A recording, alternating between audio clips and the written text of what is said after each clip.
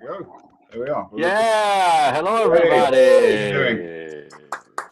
Welcome to episode 10. Amazing, 10 episodes. Yeah. I'm amazed with us ourselves. And today we have the amazing Penny Larson. Hi, Penny. She all the way from Boston. She's the winner of the Hit It Like a Girl contest 2019. Played at the Oh, PASIC. Can you believe that? oh, that's amazing. Amazing. Welcome. Thank you for doing this with us. Of course. And um, first question: what made you take part in the Hit Like a Girl contest? Huh, wow. Why? So, oh my goodness. Um, so I went to I knew vaguely about Hit Like a Girl since it started, I think. But I grew up doing drum and bugle corps, and when I was 20, I entered like Boston's Best Drummer, and I just got kind of frustrated with music as a competition, and so I kind of retired at 20 from musical competitions, right? Okay. So it was almost like a philosophical thing. And so 10 years ago or so, when Hit Like a Girl started, I was aware of it, but I was like, oh, that's interesting, something I will never do because I don't do competition. But I went to my first PASIC in 2018, and I went to the Hit Like a Girl showcase, and they announced that they were starting a over 40 division. And I had just watched winners perform at PASIC. So I thought, hey, I would like to perform at PASIC. And so I hatched a dastardly plan of winning Hit Like a Girl and performing at PASIC. And that happened. So Cool. Amazing. I yeah. think I'm gonna go into the competition next year to Hit Like a Girl. I hope I win. Good luck. You need to save up a lot of shaving cream, Felipe, I think. With this.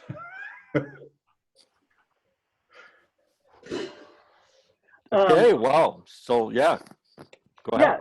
So and then since then, as I got to know the founder, David Levine of Hit Like a Girl, and some of the other competitors and champions, um, it's been really cool. I'm really glad that I entered. Not performing at PASIC was awesome, but I've had messages that I've been sharing with. There's this 11-year-old girl from Taiwan who messaged me last year, and we check in every now and again, and she's ridiculous, actually.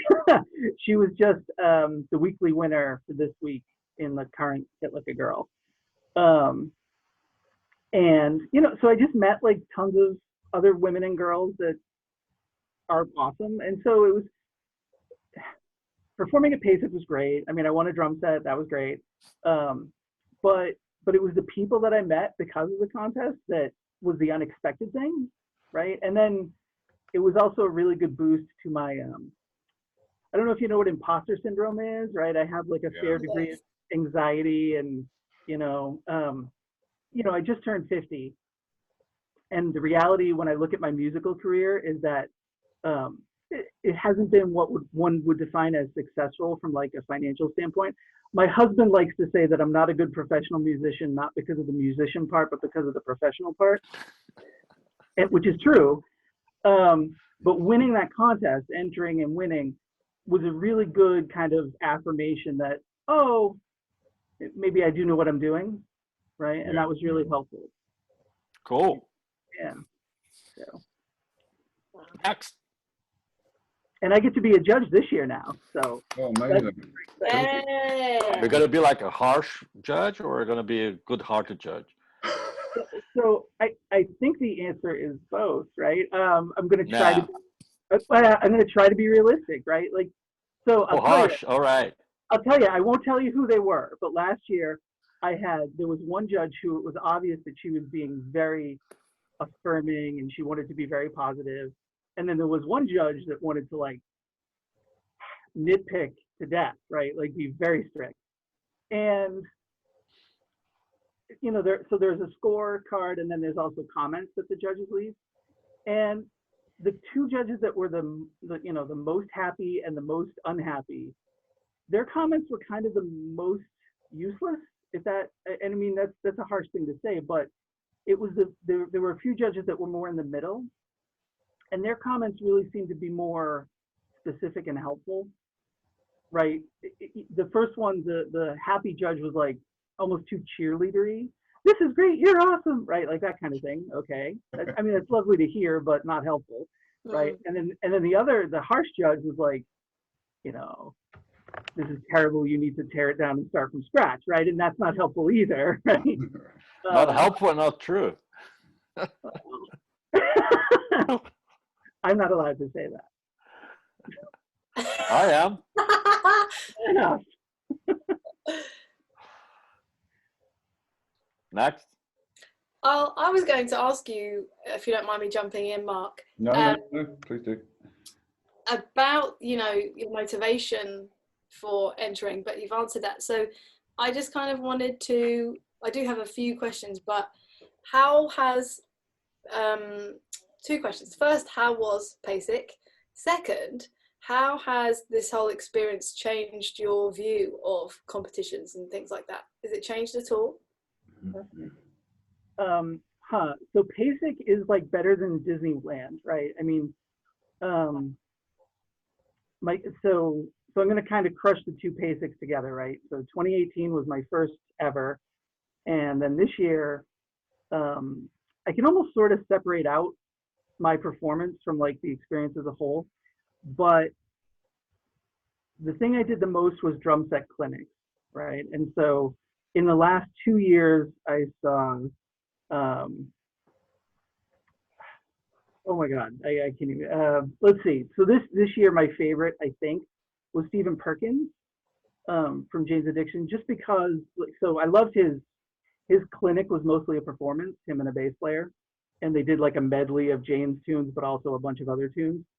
But then afterward, I got to chat with him, and he's basically the same age as me, and he was just such a cool, down-to-earth guy. And so to have this guy that I looked up to in my 20s just be like super chill was just really lovely, you know? And so both years, the first year, that anxiety thing, the first year I didn't really meet many people at all because I went there on my own and I was kind of hanging out.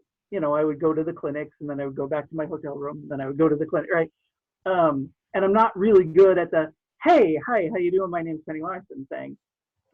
Working on it, but still not good yet. And so meeting people this year went a little better. But I mean, the clinics I find amazing, right? Because as an artistic form, which, you know, they're kind of, ostensibly they're educational, but clinics really are an art, right? And, you know, Cindy Blackman at her clinic in 2018, she came out and played a free solo for a few minutes and then took questions. And then Stephen Perkins did a performance for his whole deal. And then Antonio Sanchez this past year pretty much taught a class on focused soloing for his clinic, right? So every clinic is really like kind of a window into each drummer's personality, not just as an artist, but also kind of as a person. And I love that, right? And then every night there's a showcase performance. And the first year, my favorite was Blue Man Group performed for us, and they did their finale out of makeup. So we got to see a Blue Man tune with like real people, and it was, I've seen Blue Man Group a bunch, and just seeing that was very, very special for, I have no idea why, I just loved it. And then this year, the first concert was Nate Smith and his group, and Nate Smith, right? I mean, oh my God. So, and then competitions, I mean, I guess, it's weird. I've struggled with this since entering and winning and now judging. My best friend, who is the guitarist in my band, he and I grew up playing music together, and I tend to be a person who likes nuance and lots of gray, and he is very, very, very black or white, and so our discussions a lot of times are these interesting battles between a dichotomy or a gray area. But he is convinced that there's an objective quality to music, like objective standards. And I'm really not convinced that that's the case, right? And so what does it mean for, I mean, like, if we're judging 15-year-olds, right, and we're trying to say who has a better double stroke roll, that's a pretty objective thing to judge, right? But I've mostly avoided the Hit Like a Girl entries this year because I'm judging, so I haven't wanted to spoil myself. But some of the women are playing solos, and some of them are playing along with tracks, and some of them are playing lots of Brazilian stuff, and some of them are playing more jazz, and some are playing speed metal. And okay, I mean, so the balance of, and this is a drum corps thing too, just because of my age. When I started in drum corps, the judging system was very what they call tick based. So for every mistake, there was 1/100th of a point that they would mark you down. And mistakes could be stupid stuff like your shoes aren't tied the same way, to an actual mistake in music. And then in the mid 1980s, they changed the judging system totally to be more of a subjective, like build up standard. And I hated that, right? Because it became a lot easier for it to be about what the judge thought was good, right? So what the judge's personal preferences. And I think that's part of what soured me on judging, right? If you're going to judge musical content, I think you need to try and eliminate your own opinion as much as you can. And, that's certainly how I'm going to try and judge the portion that I'm judging. And I guess, I almost, I didn't have time for me to get my chops to a point where I felt good about it. So the world's fastest drummer has a booth at PASIC, and I told myself I should do that because that's very objective, right? And I had no illusions about being, one of the fastest, but I set I think my goal was 1,000 notes per minute, right? The record is over 1,200. But I just didn't have the time to every day spend to, I have to play more and more notes, right? So I guess the thing that Hit Like a Girl has done has been to refine my views on competition, to say, I still think, I mean, who's better, Neil Peart or John Bonham, right? I mean, so I still kind of feel like that comparison of aesthetic quality is a dangerous dead end to go down. But I certainly think, if you're trying to play a paradiddle and you blow it, well, that's okay. We can objectively say that's incorrect, right? So there used to be a quality in the old system of drum corps judging that was called degree of difficulty. And they still have that in things like figure skating and diving. And I think that's an important thing to consider when judging, right? If someone is trying to play just a straight 2/4 rock beat, right, versus someone trying to play, left foot clave and this crazy samba thing, and the samba thing isn't quite perfect, but the rock thing is perfect. Well, I mean, so how do you balance those, right? Yeah. Maybe we'll ask you one thing about the judging thing. Were you judged at PASIC or? Nope. So when you got to PASIC, you got the sheets, the judge sheets. No, the Hit Like a Girl last year ended just about this time. Okay. I think about the end of May. And they're 2 weeks late this year because of what's going on, and then I think within a week or two, I got like a spreadsheet with the scores. So I already had that way before PASIC. Oh, all right. Okay. Mark. Okay. Hi. So I'm going to come away from the competition thing. and ask a bit of a nerd question, and hopefully, hopefully I remember this correctly. I seem to remember a video of you with 2 bass drums online playing double bass. Yeah. So Probably a few of those. So I wanted to ask, why 2 bass drums? Do you prefer 2 bass drums from double pedal? And just maybe talk a little bit about the difference between the two for yourself. Sure. So yes, I prefer 2 bass drums.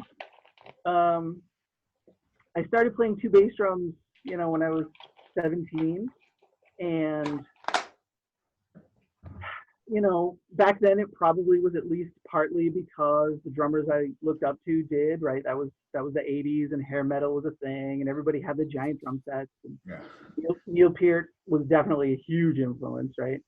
And a few times I've tried to go back to a single kick and use a double pedal. And, you know, I mean, certainly for some gigs I totally do, right? I played with a singer-songwriter for a while, and I was using like a little cocktail kit, right? So, you know, it's not like I insist on only 2 bass drums all the time, right? I don't have the pull to be Simon Phillips yet, right? But so why? I go back and forth on this sound, okay?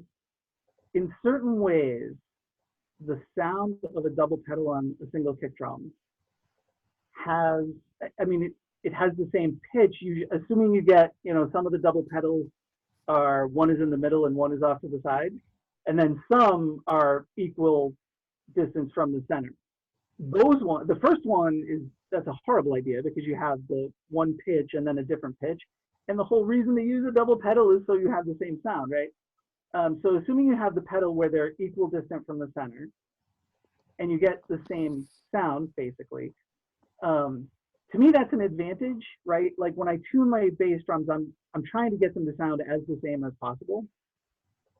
At the same time, on a single kick with a double pedal, for some stuff, and I don't play thrash, I don't play crazy fast, but on some of the faster notes, definitely the double pedal just sort of, the notes kind of get in each other's way, Yeah. right? And so the 2 bass drums just have more space to project that air, right? Also, you can't tell this because I'm sitting down, but I am stupid tall, right? And I have like wicked gorilla arms, and so the second bass drum just helps me set up the kit in a way that feels more symmetrical and more natural. Sure. Yeah. Even when, like, I've done I think Troy Lucetta was the first drummer I saw that took the single bass drum and put it at an angle, like, so almost as if he had the second bass drum. I've tried that, and even that doesn't work for some reason, right? Like when I use a single bass drum, it always feels cramped. So I mean, I can, right? I teach on a single bass kit at both my studios, and you know, I do. It's not like I'm not above it or anything, but when I can choose what I'm doing, right, I want 2 bass drums. I'm actually, behind me right now, I'm setting up I have, you know, the Ludwig Questlove breakbeats kits? No. So it's a little like traveling kit with a 16-inch bass drum. Yeah. I got 2 of those, so I can have 2 16-inch bass drums. It's like my traveling double bass kit, right? So I'll have something that I could take to a little bar gig and take up not much room on the stage and still have 2 bass drums. And, you know, I'm just going to throw this out there because it's true. It looks cooler too, right? Yeah, it does. On top of everything else, right? It also just looks badass. So there we go. So do you try and tune the 2 exactly the same, or? I do. That usually I get them close, and then you know how DW has that thing where they try and pitch match shells? Yep. Yeah. So I've found that I'm probably overhearing it, but what I do before even putting heads on, and usually I can only do this once for the kit that I have now. I'm kind of locked into which side the kick drums are on because I have like ports installed, right? But I do that, timbre shell tapping thing, and I try and have the lower pitched one on my left, right? So that it's going to be when I'm playing like 16th notes or whatever, it's doom doom doom doom, and then the last note that I play is going to be a little bit higher, and I mean we're talking like 2 or 3 hertz at the most. I mean, it's higher isn't really an accurate description, but it's going to feel a little bit tighter than usually the lower one feels. So it feels better ending on the one that's high. And then again, like I say, I'm shooting to get them to the same pitch. I've seen a lot of drummers that will use even 2 different size bass drums and go for different pitch, and that's awesome. It's not what I want to do, right? And it's not even that it's something I don't want to do. It's something I probably don't have time in this lifetime to get to, right? Okay, I had one question. I have 2. How tall are you? So less tall than I used to be because I'm getting old, but not just about 6'2". Oh, bloody hell! Wow. Yeah, right. That's what I'm saying. In my stocking feet, right? We need to meet. Definitely. Now, the question I had originally is, I saw some of your foot camera, and you have your foot on the middle of the pedal to the back. Oh, I So, do. This is a great question. so how did you get to it, or it was always like that? All right. So this is the footboard of the pedal. Yeah. Yeah, This is the hinge. yeah. Okay. So a million years ago, right, I played with my foot on the pedal, right? And then when I was, 15, I studied with a guy who taught me the heel toe thing. And I hated it. It just was so unnatural to me. I was very slow. I would like literally I'd lift my foot, and the second note a lot of times would flatten out and I couldn't even make a sound. And I mean, I see students when I teach them heel toe to have the same problem. So I mean, it's not like I think that's an unusual problem, but I kind of forgot it. So I stopped studying with him, and I kind of forgot about that technique specifically. But then I started learning Black Dog by John Bonham, and I needed those triplets on the kick drum. And I wasn't even thinking about technique, right? It's funny how I've sort of become like a wicked technique nerd as I've gotten older. But when I was a teenager, I kind of knew it was a thing and blah, blah, blah. But I mostly paid attention to just Show me a teenager who's a nerd about technique. Come on. Fair to say. But when I was in my 20s, I realized that at some point, not only had I started using that heel toe thing, but I had moved my foot back, okay, so that the ball of my heel is over the hinge, okay? And when you think about a bass drum pedal, right, it's creating a mechanical advantage, right? Because it's a lever, basically. I mean, the drumstick's a lever too, but the drum pedal is kind of fascinating because you're moving one lever that's then holding another lever, right? And it's neat. But, so I'm 6'2". I'm also not, a small girl. So getting more power out of the bass drum has never been a thing for me that I've needed to worry about.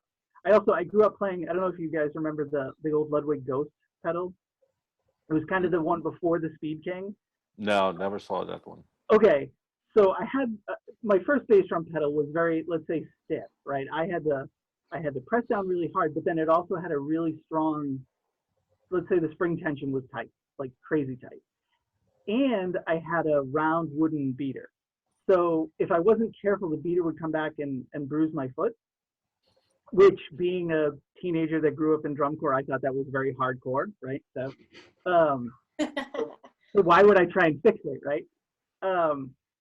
But because of that, right, I just have a really powerful foot, or powerful enough anyway. So I've never need to, when you go to the top of the foot pedal, that's more power, right? And when you come to the back, that's more speed, right? It's the same as any lever, right? The farther you get away from the fulcrum, the more you're working power, and here the more you're working speed. And so I noticed that I'm still doing that heel toe thing, I'm just doing it over the hinge. Okay. And Cool. so now that's where I teach people to pull their foot back. And I mean, I'm a big believer in there's no one technique that works for everybody. So I totally have students that, you know, will play with their foot all the way at the top of the pedal, burying the beater and all that stuff. And that works, right? And I can play that way and I can teach that way, but that's not really the way I play naturally nowadays. Okay. Yeah. Cool. I should probably say too, I also play in sock. And I went through that phase in my 20s where I tried Chuck Taylors, and I tried bowling shoes and ballet shoes and diving shoes, and I'm forgetting some, but like I mean, Dave Weckl had a special drum shoe for a while. Yeah, I bought that shoe, right? and every single shoe I've tried just takes me to go back to my, you know, it's one lever holding another lever. If you think about hand drumming, right, you're literally hitting the thing. So now if we have a drumstick, I'm holding the thing that's hitting the thing. Okay, that's okay. With the bass drum pedal, I'm pressing on a thing that's holding the thing that's hitting the thing. And if I'm wearing a shoe, well, now I just can't, I don't feel as connected as if I'm playing in socks. Okay. So. That's interesting. Okay, I'm gonna go. I wanted to know how much you practice, and I'd like to know what you're working on. Huh. So the answer is not enough, because no one ever is enough. I'd say, so a problem of my personality is that I am not good at routine. So I definitely don't, I can't say to you, oh, I practice 2 hours every day. But the reality is in a given week, I probably practice something like 20 hours. So a little bit more than a 2 hour a day average. And usually that's broken out into sessions of probably I mean, it's complicated, right? Because probably days where I practice 3 or 4 hours, but I never sit down and practice for 3 or 4 hours, right? That 3 or 4 hours is broken into 3 or 4 45-minute sessions, right? Because I mean, that's just the way your brain works, right? You sort of need to do like a cycle kind of thing. What am I working on now? Honestly, the thing I'm working on mostly has been preparing material for the YouTube series that I've been doing, which is your first year of drum lessons, which has oddly gotten away from me.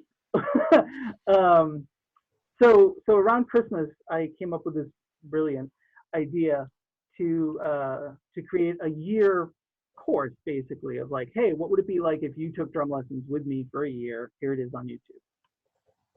And at the time I thought, this is great. I'll do a couple 12-minute videos, you know, a week, and I'll bang it out in a couple hours and yeehaw. So the video that I just published last Friday was 1 hour and 10 minutes because of course it was. But I've just found it's really difficult to figure out how to do a curriculum when you don't have a student sitting in front of you to kind of bounce off of, right? And so the last series of lessons I did was all like based on the double stroke roll variations, right? So the 5-stroke roll, 7-stroke roll, all those. And first I did incorporating those into the drum beat, and then between your right hand and your right foot still as part of the drum beat. And then this last one was double stroke rolls as fills. And that lesson, I'm on that was week 16, right? So that would have been the end of the 4th month of drum set. There's no way someone who in their first year of drum lessons would be doing that at the end of the 4th month, right? So now I think you're done for the year. Well, this week, right? We're doing triple grooves on the bass drum, and we're gonna like do shuffles and stuff. And so what I've realized is that there's like an ebb and flow to the way I want to do the year, right? So I'm going to introduce a topic and then like kind of gradually ramp it up and then do the next topic. And because the reality is, yeah, I do have a few people watching every week that this literally is their first year of playing drums. But more than that, I have people who you know, oh, I'm 65 and blind and I used to play drums and this is kind of a great refresher, or, you know, I always wanted to play drums, or I played drums 20 years ago. And so trying to come up with one series of lessons that works for everybody has kind of been my full-time job lately. I'm also, my instrumental band is where everything is crazy because everything is crazy, right? But we're about to start pre-production on our next recording, and I've been kind of shedding the tunes for that too. When Neil Peart passed away in January, I kind of went a little nuts. My relationship with Neil Peart is very complicated, right? When I was a teenager, he was definitely, him and John Bonham were my two guys, and then when I was in my early 20s and getting into jazz and discovering like Billy Cobham and Jackie Jeanette and all these guys, I realized that I understood Neil's vocabulary in a way that, you know how they say like you shouldn't meet your heroes? Like I never met Neil, but once I got to the point where I was like, oh, I understand everything you do and I understand probably everything you're ever gonna do. It was sort of soul crushing in a way that it changed my relationship with Neil Peart's playing for the rest of Rush's run, right? But then when he passed away in January, it really forced me to re-examine how big of an influence he had been on my playing and my life. And so I bought a mallet cat, because of course I did. So I've been working on stuff on the mallet cat too. So, and the reality is, you know, I played marimba when I was at Berkeley, but the reality is my my mallet percussion chops are pretty bad. so it's been a lot of very easy stuff on the mallet cat. And then just generally, like in terms of working on stuff, I do a lot of sort of trying to create stuff for me to work on in like, so I'll improvise, right? Play, you know, a groove or a solo or blah, blah, blah, blah, blah. And I'll go until there's something that I hear in my head that I can't play. And then I spend time figuring that out. And sometimes I write it down and sometimes I don't. And sometimes I figure it out. And then, you know, I'm just like, oh, all right, that was cool. And then I move on to the next thing. And sometimes I actually try to incorporate it into my playing.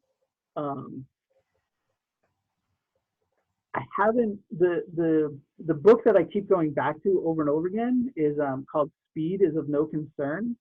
And I'm a loser. I forget who it's by. I think it's from Germany.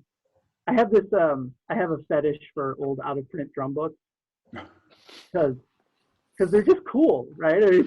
I will not comment on that because I have a fetish for drum books, regardless of their age. Well, so I mean, I guess the thing is, right? I really love kind of seeing everybody's approach to stuff. And the reason I say old is because almost every drum book gets one printing, right? And then when it's out of print, it's out of print, right? Because there are very few that are just going to have the sales to demand being printed again, right? Even some of the classics, you know, Drum Wisdom by Bob Moses. Yeah. Mm-hmm. So I think that's back in print now, but that goes out of print like pretty regularly, which is crazy, right? I mean, that's, as soon as you understand the drum set well enough that you see it as, you know, an artistic instrument, you should get that book, right? Well, but that's the thing. I think for some people it's too artistic. Yeah, I mean, okay, it's in some ways it's almost as much a philosophy book as it is a drum book. But yeah, but we need more of that, right? Like, and of course we do, but and I agree with you. I don't think it's the type of book that you can just like stumble into on your own, right? Do you know who Skip Haddon is? No, I don't. So he was one of the early drummers with Weather Report. He's taught at Berkeley for a million years at this point. And I took a class with him that was called Basic Time and Pulse. Okay? And having no idea what I was getting into. But it was all about kind of the philosophy of playing. Really, it was like all about abstracting the technical to the cerebral. We went on a walk one day around the so I don't know if you know Fenway Park in Boston, right? The reason it's called that is because there's these things called the fens, which is basically like kind of a swamp with big grassland. It's kind of pretty now that it's been contained by a city, but I mean, it's basically marsh, right? But so we went for a walk around the marsh, and we got back to the studio, and he's like, all right, now play a solo based on the walk. Okay, sure thing. Right? And so, you know, there was a tree that had fallen over, and so I'm trying to, like, you know, represent a tree falling down, right? But, you know, everybody's solo was different, but it really forced us all to kind of get into the sounds of the drum set. And, you know, it's easy to just play a groove. Well, I mean, you know, easy. But it's very straightforward to just play a groove. But then what else can the drum set do? And Well, I know. The thing is, I have a friend that he says he's too old, so he's not going to see it, but probably our generation will see drumming as an Olympic sport. So, you know, people trying to be faster and faster and outdo each other. And, you know, so I believe this is the kind of book that has more sales than Bob Moses' book. well, I mean, you're probably not wrong, right? It's very flashy to be able to play faster than someone else, right? And for someone um, who isn't looking for a deep experience of an art form, playing something that blows the average person away is helpful, right? I mean, there's a reason that people twirl sticks. There's a reason that, you know, there's a reason that people play two bass drums. Right? There is a showy aspect. But I mean, people have been worried about that since Paganini, right? And before Paganini, right? People have always worried about people making the instrument a sport, right? Whether it's violin or piano or drums. So I don't think it'll become an Olympic sport. I do, and you know, I mean, I pay attention to all the speed people, and you know, I'm too old to enter the I'm going to be the fastest kind of thing. But it's yeah, we.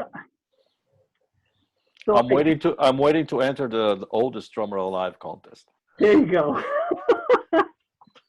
I mean, that, you know, the lie we tell our kids is don't worry about playing this faster, play it well, right?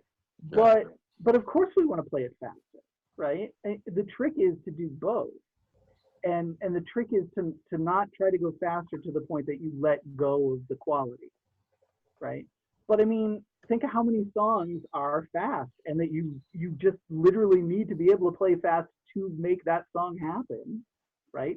So of course we need to go faster. It's not, faster isn't the enemy. It needs to be the partner. I think that's a very, very salient point to end on, actually, because we're coming up to. I was going to say we're coming up to time, but that was such a good point that I thought we'd Already? let it. Yeah, yeah. Wow. Thank you, Penny. Oh, thank you guys for having me. This was awesome. Thank you. Sure. Right. All right. I think we're done.